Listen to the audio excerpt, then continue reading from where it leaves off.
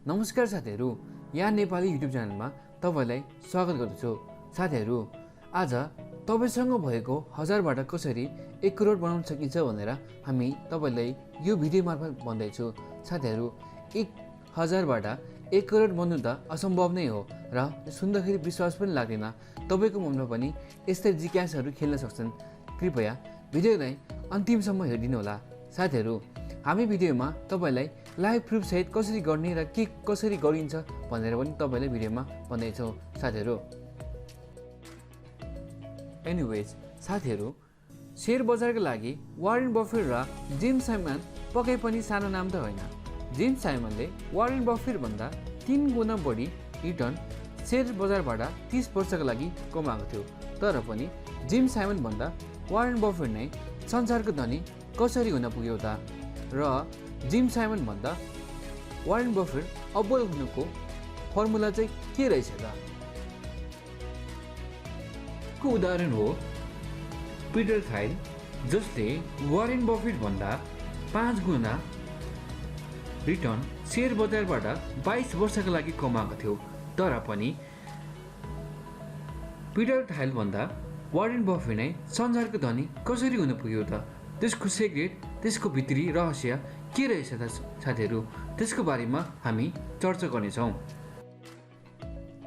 साथीहरू, वारेन बफेटलाई एउटा formula or एउटा प्रिन्सिपलको बारेमा थाहा थियो, जसले गर्दा उहाँले 11 वर्षको उमेरदेखि नै लगान गर्न थाल्नुभयो र विश्वको अब्बल अर विश्वको सफल लगान गर्दा मध्येमा चिनिन पुग्यो। जस्तो कि वारेन बफेटले प्रिन्सिपल प्री भनेको चाहिँ आफूले पहिला लगान गर्ने कतिबाट सुरु गर्छ र मार्केटको इन्ट्रेस्ट कति छ, मार्केटमा कति नाफा दिन सक्छ, मार्केटले इन्ट्रेस्ट रेट कति छ र कति टाइमको लागि उहाँले लगानी गर्न सक्नुहुन्छ र त्यसको बारेमा कुरा गरेछन्। जस्तो कि वारेन बफेटले तपाईँहरू यदि यङ एजको मान्छेहरू हुनुहुन्छ भने तपाईँसँग पैसा छैन होला पक्कै पनि, तर पनि तपाईँसँग पर्याप्त समय छ र मार्केटको इन्ट्रेस्ट रेट अनुसार तपाईँले काम गर्दै जाने हो भने तपाईँलाई संसारको धनी बनाउन कसैले पनि रोक्ने छैन। र त्यसको लागि चाहिँ तपाईँले एउटा मार्केटको इन्ट्रेस्ट अनुसार थोरै लगानी गरेर पनि तपाईँले धेरै समयको लागि लगानी गर्नुभयो भने तपाईँ संसारको धनी पनि बन्न सक्नुहुनेछ। यही फर्मुलालाई अपनाउँदै वारेन बफेट संसारकै सेयर बजारबाट धेरै पैसा कमाउने मान्छेमा चिनिन पुग्यो र उहाँले धेरै पनि कमाउनु भयो। मानौ साथीहरू, तपाईँसँग 1000 रुपियाँ छ र तपाईँ 1000लाई कसरी 1 करोडमा बदल्नुहुन्छ त्यसको बारेमा हामी चर्चा गरौँ। अब तपाईँहरू नयाँ हुनुहुन्छ भने भिडियोलाई एकचोटि सब्सक्राइब पनि गरिदिनु होला। मानौ तपाईँहरू दुईजना एकदमै मिल्ने साथी र बेस्ट फ्रेन्ड हुनुहुन्छ, जोसँग अहिले दुवैजनासँग 1000 रुपियाँ छ।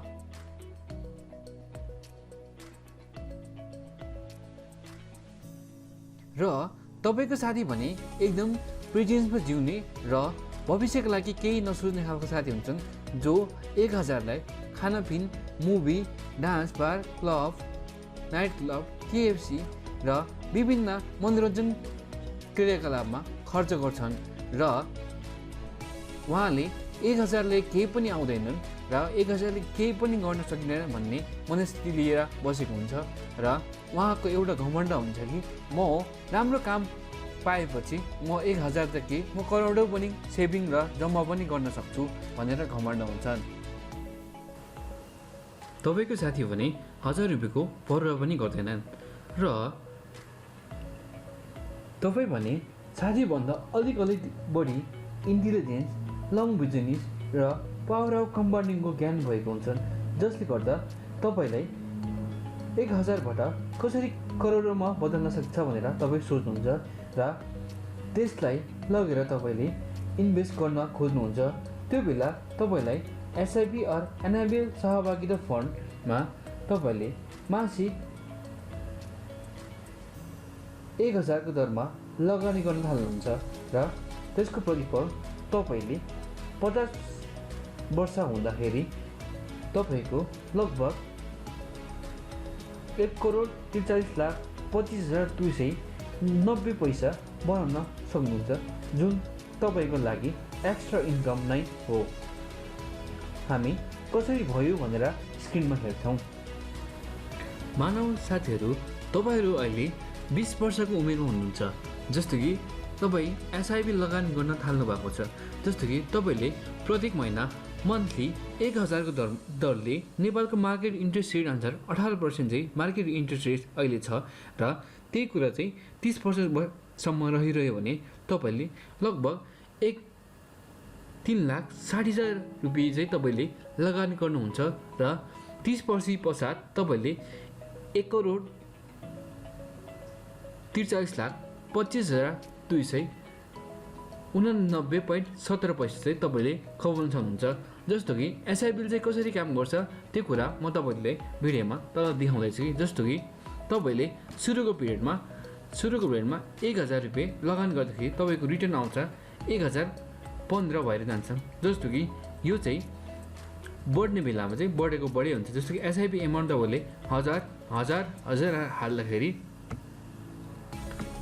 यसरी हाल्नुभयो हेर्नु 1000 हाल्दाखेरि जस्तो कि तपाईँले जति हाल्नुहुन्छ त्यसको चाहिँ कम्पाउन्डिङ इन्ट्रेस्टको अनुसार चाहिँ यसको भ्यालुएसन भएर गएको हुन्छ।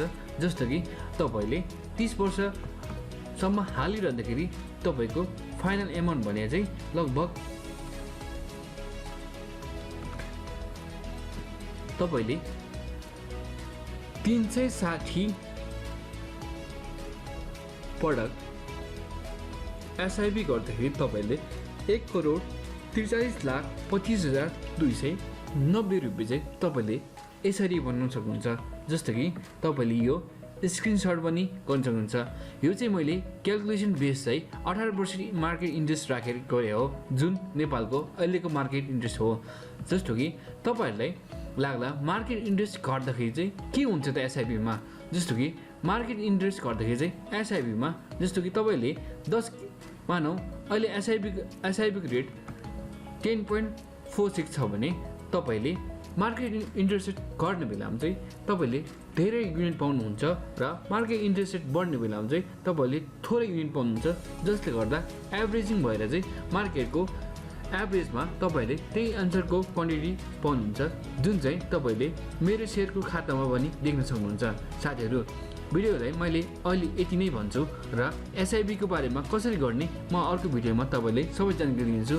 साथीहरू, यो चाहिँ तपाईँलाई एउटा उदाहरण मात्रै हो। साथीहरू, यसलाई अन्यथा नलिनु होला। यसको लागि चाहिँ तपाईँले सबै बुझ्नु पर्नुहुन्छ। म हजुरलाई स्टेप बाई स्टेप सिकाउने नै छु।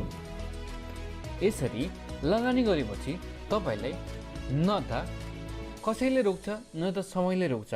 तपाईँलाई करोडपति बन्न कसैले पनि रोक्नुहुन्न। अबको 10 वर्ष पछाडि तपाईँको साथीलाई रियलाइज हुन्छ कि अब चाहिँ मैले पनि लगानी गर्न थाल्नुपर्ने रहेछ भनेर उहाँले मासिक तपाईँभन्दा 3 गुणा बढी लगानी गर्न थाल्नुहुन्छ। तपाईँको साथीले एसआइपी गर्दाखेरि लगभग 7,20,000 चन्छुन तपाईँले उहाँले लगानी गर्नुहुन्छ र उहाँले रिटर्न बाबत चाहिँ 70,30,461 रुपियाँ पैसा चाहिँ उहाँले रिटर्न पाउनुहुन्छ, जुन चाहिँ तपाईँभन्दा पनि थोरै हो। साथीहरू, यो भिडियोमा म तपाईँले के भन्दैछु भने तपाईँले टाइमली लगानी गर्न सक्यो भने तपाईँको सानो एमाउन्ट पनि ठुलो एमाउन्टभन्दा अगाडि बढ्न सक्छ र तपाईँले करोडपति हुन कसैलाई पनि रोक्न सक्दैन।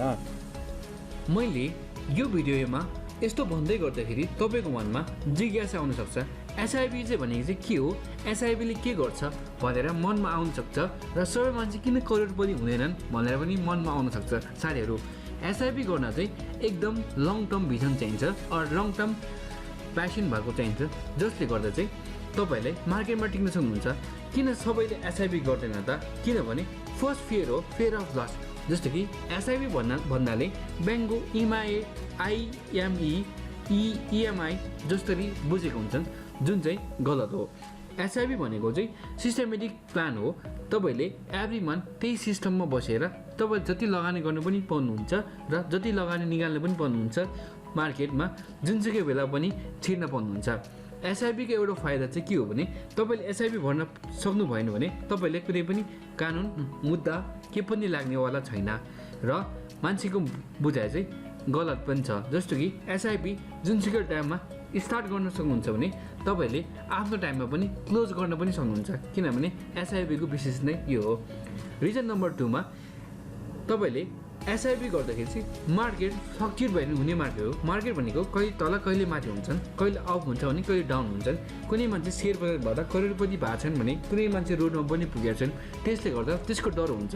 तर एसआइपी गर्दाखेरि त्यसमा डराउनु पर्ने हुँदैन। तपाईँले मार्केट कम भएको बेलामा तपाईँको एभरेजिङ भएर बढेको बेलासँग मार्केटमा सन्तुलन भइरहन्छ, जसले गर्दा चाहिँ तपाईँको पैसा चाहिँ आउने पैसा चाहिँ कमाइरहन्छन्। जस्तो कि वारेन बफेट एउटा सेयिङ भनेको छ, जस्तो कि whenever I buy the stock I forget for 5 year भनेको मैले कुनै स्टक किन्दाखेरि 5 वर्षको लागि मैले किनेको छैन भनेर सोचेर बस्छु। जस्तो कि दिमागमा तपाईँको वारेन बफेट जसरी 91 वर्ष त बाँच्नुहुन्न भनेर सोचिरहनु भएको छ भने याद गर्नुहोस्, यो भिडियो चाहिँ तपाईँभन्दा सानो भाइ बहिनीहरूलाई काम लाग्न सक्छ र आजै सेयर गर्नुहोला। भिडियोलाई कस्तो लाग्यो तपाईँले कृपया कमेन्ट बक्समा कमेन्ट पनि गर्नुहोला र हामी अर्को भिडियोमा एसआइपी कसरी गरिन्छ भनेर डिटेलमा हामी तपाईँलाई स्टेप बाई स्टेप सिकाउने नै छु। हस् त, धन्यवाद।